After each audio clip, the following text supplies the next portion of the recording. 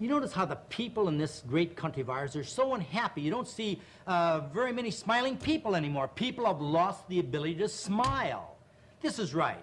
Next time you walk down the street or you're on a bus or a streetcar, you see what I'm talking about. You see the people with their long faces are out of condition, you know, but they have everything. They have all the money in the world and all these modern conveniences.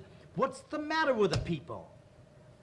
Well, this is what I think. People have gotten so far away from the natural way they should be living that they have lost the ability to be happy anymore. What's the good of living? What's the good of making a lot of money? What's the good of having fine clothes and driving a fancy automobile if you're miserable all the time? And I am convinced if you will spend just a little more time trying to eat better, eat the foods in their natural state, because we have gotten so far away from our natural eating habits, it's pathetic.